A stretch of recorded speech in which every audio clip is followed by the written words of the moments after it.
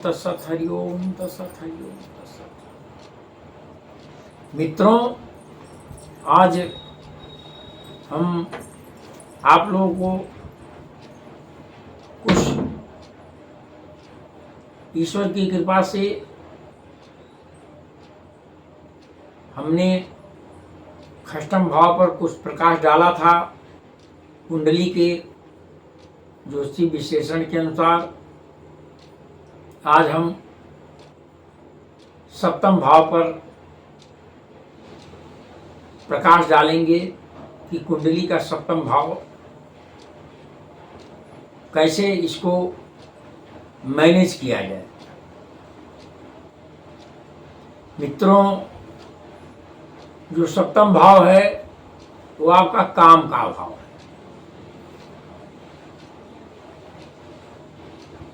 धर्म, अर्थ, काम।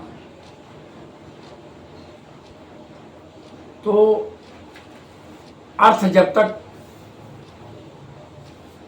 आपका पूरा नहीं होगा तो जीवन व्यर्थ होगा।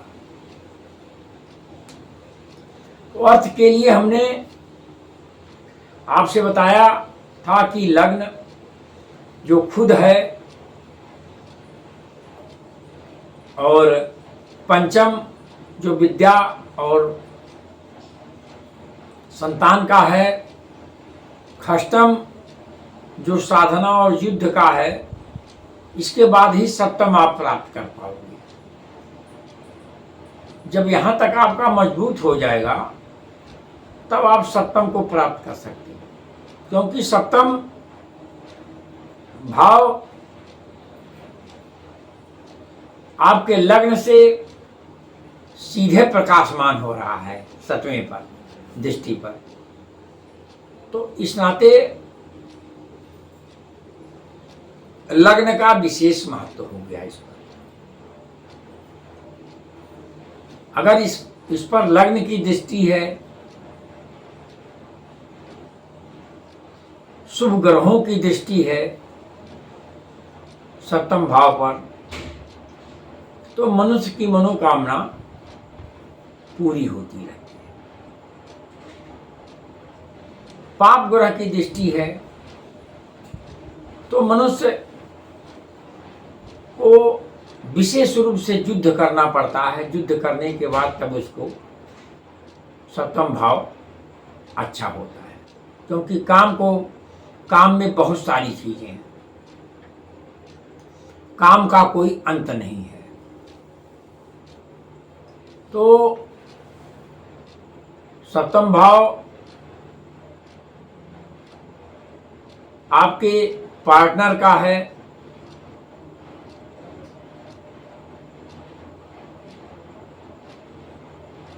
आपके पद प्रतिष्ठा का है, मान सम्मान का है, और जीवन में हर मनुष्य को सहयोग की जरूरत होती है। तो इस नाते सप्तम भाव आपका सहयोग का है, और उसमें पत्नी भी हो सकती है, मित्र भी हो सकते हैं, आपके भाई भी हो सकते हैं, जो भी जैसा आपके भाग्यानुसार पड़ते हैं। तो इसको हम मजबूत कैसे बनाएं? मजबूत बनाने के लिए हमें इसको आपको सबसे बड़ी बात है कि यहीं से आपका शादी विवाह यानी गृहस्थ आश्रम में आने के बाद यहीं से आपकी जिंदगी शुरू हो जाती है। तो एक प्रकार का ये संतानों उत्पत्ति है का विभाव है, जिसमें काल महापुरुष की कुंडली में सप्तम भाव शुक्र को दिया गया है। शुक्र वैभव धन का प्रतीक है। तो अगर इसमें शुभ ग्रह विद्यमान होते हैं, अच्छे भाव में होते हैं, तो आपको शादी विवाह से आपको लाभ होता है, और नहीं तो शादी विवाह होने के बाद भी लोगों के अंदर तमाम तरह की परेशानियां आना शुरू हो जाती हैं, क्योंकि लग्न आप खुद हैं और सप्तम आपका विरोधी हो गया।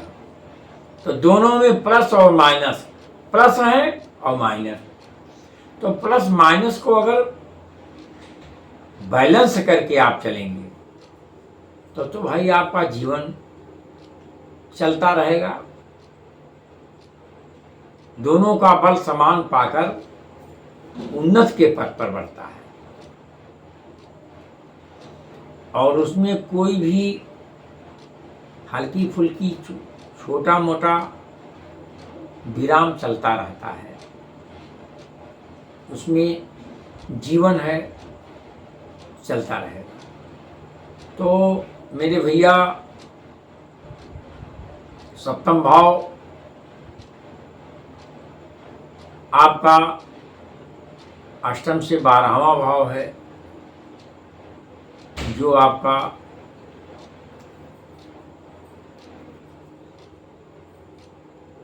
मृत्यु के तरफ भी संकेत करता है।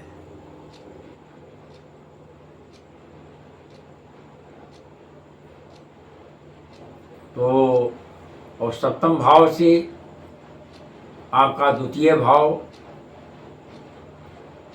आपका अष्टम होता है, जो कि आपकी पत्नी की आयु को भी बताता है और धन संपदा को भी बताता है कि सप्तम भाव से आपने कितनी धन संपदा, कितना बैंक बैलेंस किया। सप्तम भाव से आपका नवम भाव जो है तृतीय भाव होता है काल महापुरुष की कुंडली में। तो वो आपका पराक्रम का भाव है, आपके भाई, छोटे भाई का भाव है। अगर आप छोटे भाई से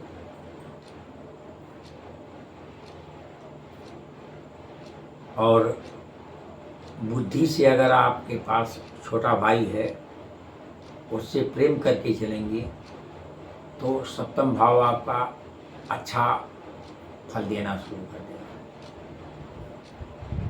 द्वितीय भाव आपको बताई दिया आपका परिवार है, आपकी पत्नी की आयु है, और अगर आप परिवार में सामंजस्य रखेंगे, प्रेम रहेगा, कलह नहीं रहेगा, तो द्वितीय भाव क्रिएट होगा तो आप उन्नत करोगे। धन संपन्न जो भी है वह सही रहेगा। सप्तम भाव से आपका दसम भाव आपका चतुर्थ भाव है। तो सप्तम भाव से चतुर्थ भाव आपका हो गया दसम भाव। तो दसम भाव चतुर्थ भाव बन गया। तो सप्तम से दसम है। तो अगर आपको, और सुख भाव है, तो अगर आपको सुख प्राप्त करना है पत्नी का, तो आपको चतुर्थ भाव को क्रिएट करना पड़ेगा। चतुर्थ भाव है क्या? सुख का। अगर आपका सप्तम भाव अच्छा है लेकिन अगर वहाँ काम की भावना इतनी जागृत है तो जब काम की भावना अधिक जागृत हो जाएगी, यानी हमारा हर कामना पूर्ण हो, हमारा हर कामना पूर्ण हो, हमारा हर कामना पूर्ण हो, तो वहां आपको सुख नहीं प्राप्त हो सकता है चतुर्थ से, क्योंकि मनुष्य की इच्छाएं अनंत हैं। तो इच्छा करते करते उसका सप्तम भाव ज्यादा क्रिएट हो जाता है, अष्टम भाव से 12वां भाव तो मृत्यु, तो वो मार्केस बन जाता है जो आपको मार देता है। तो इस नाते इतनी सावधानी रखनी पड़ेगी कि आपको उदारवादी होना पड़ेगा, विस्तारवादी नहीं। अगर आप उदारवादी हैं, विस्तारवादी नहीं हैं, तो आपको पूर्ण रूप से चतुर्थ का फल मिलेगा। क्योंकि आजकल के युग में केवल एक ही उद्देश्य है लोगों का कि हम आसमान छू लें, लेकिन आसमान छू नहीं पाता, मनुष्य गिरता है, मर जाता है। जैसे गिद्ध और जटायु थे। जटायु जाने लगा और दोनों भाई उड़ने लगे, बलवान थे। उन्होंने कहा चलो सूरज तक हम पहुंचते हैं, तो अंत में नहीं जा सके। तो संपाति और जटायु दोनों थे।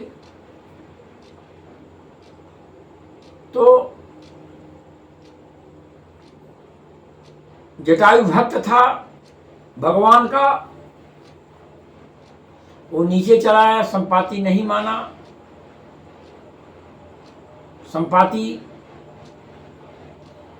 महत्वाकांक्षी था, वह दिखाना चाहता था, अंत में गिरा समुद्र के किनारे और पड़ा रहा। तो कहने का भाव यह है कि इसी का नाम मार्केस भी है। सप्तम भाव को बड़ी सावधानी से चलना चाहिए, नहीं तो यही जानलेवा हो जाता है। सप्तम से 11वां भाव आपका पंचम भाव है। तो पंचम भाव जितने मजबूत होगा उतने आपको अपनी बुद्धि से, अपने ज्ञान से आप चलोगे तो सप्तम भाव आपका बहुत अच्छा रहेगा। क्योंकि सप्तम भाव से ही जुड़ा हुआ लाभ भाव पंचम,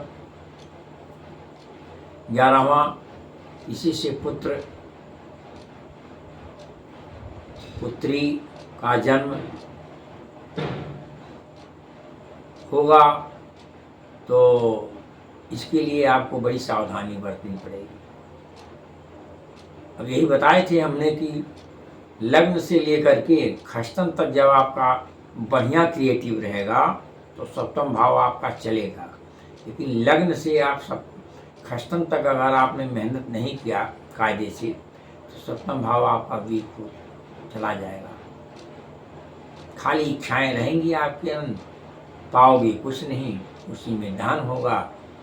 तो आपस में गृहस्थी जीवन का खत्म हो जाता। तो सप्तम भाव लग्न से लेकर के खष्टन तक जब अच्छा बनेगा तो आपका चलता रहेगा। तो सप्तम भाव बहुत ज़्यादा कुछ कहना नहीं है। शुक्र इसका मालिक है। शुक्र के अंदर विलासता है, सुख है, ऐश्वर्य है। तो इसमें अगर मनुष्य शुक्र की साधना करे और बृहस्पति की साधना करे या भगवान भोलेनाथ की साधना करे, उससे सप्तम भाव आपका बैलेंस रहेगा और सुखपूर्वक जिंदगी चलेगी। और नहीं तो सप्तम भाव ये मार्केश होकर के आपको मार सकता है और आप को अलग अलग कर सकता है। यही मुख्य विशेषता है। चीज़ें बहुत सी हैं, इसमें बताने वाली बात नहीं है, लेकिन यही है कि सप्तम भाव काम त्रिकोण है, कामना आपकी पूर्ति करने के लिए है। और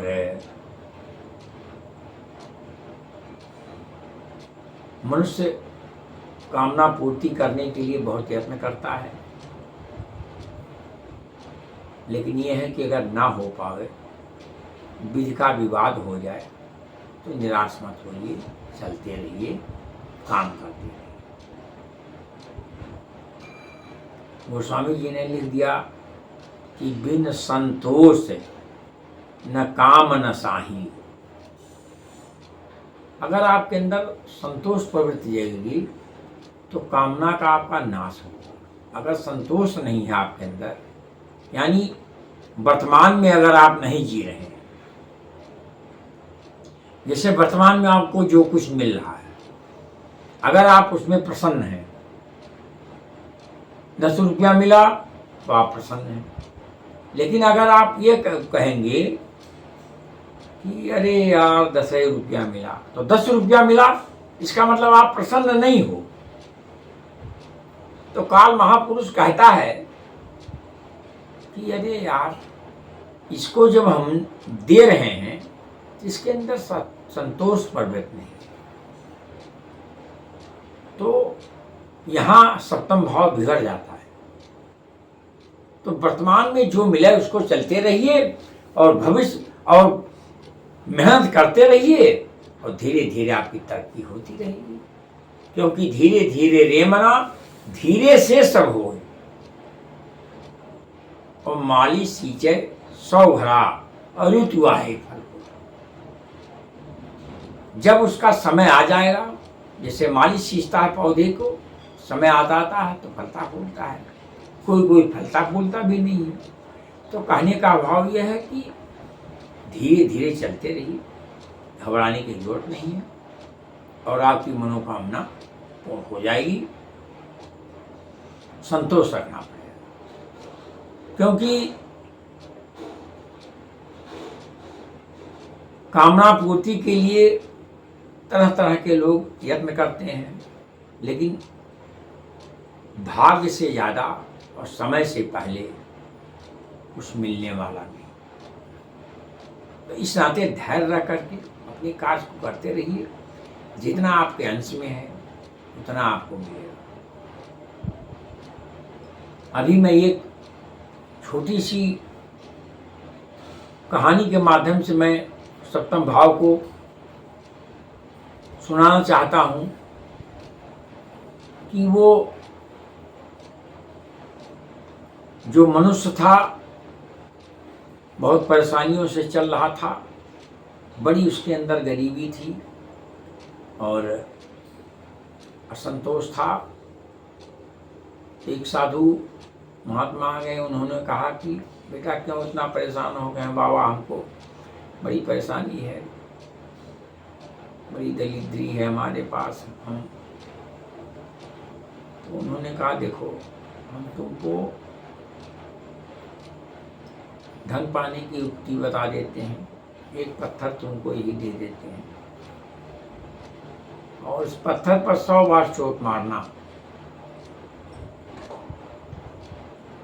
यह स्वर्ण हो जाएगा, सोना हो जाएगा और तुम्हारी जिंदगी में जीने के लिए काम आएगा और लोगों का भी भला करोगे, भी अपना भी। उनका ठीक हो गई। बाबा चले गए दे करके, और यह